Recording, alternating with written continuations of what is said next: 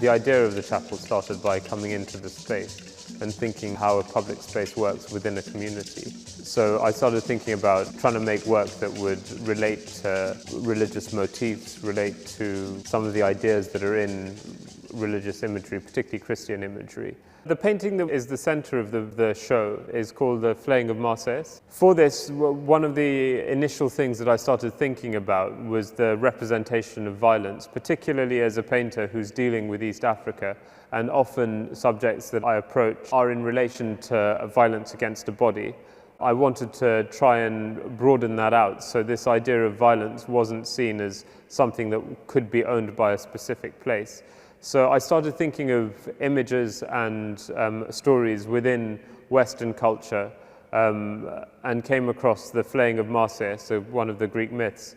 There's also a painting by Titian of the same name that was kind of the catalyst for making this painting as it is. I started looking at the story of Conjestina Cheng, who was a world boxing champion, and she was one of our heroes. She had a very public breakdown. The media then would go and see her while she was institutionalized. And so I started thinking of having these kind of quite demonic nuns. They're quite ghostly figures, and they're kind of floating in and out of the background.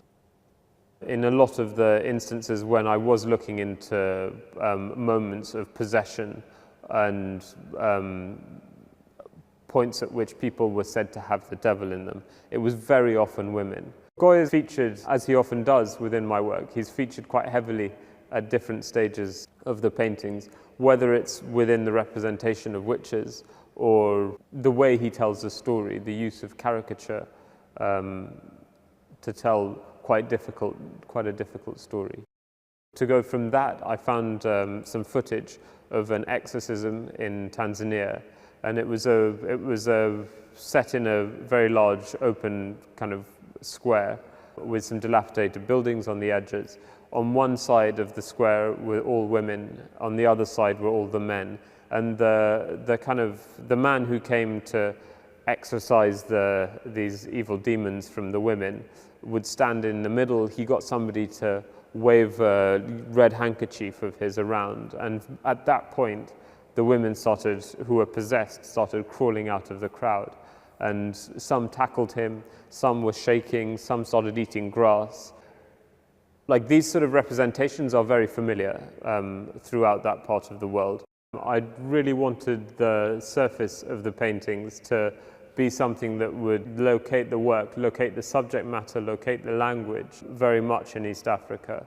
When I found the Labugo bark cloth, this was in a tourist market, and the cloth was being used just as a sort of coaster, a placemat. When I started looking into the material so that I could actually buy some, I found that it was the most culturally significant product of the Buganda people in Uganda. Once I got to the point where I had stretched it and started using it as a surface to paint on, all its irregularities and different ways in which it resists being painted on became more important, and also began to really change how I made the paintings. They changed technically how I was doing it. My paintings became much thinner, much more layered, and a much slower process than I had before.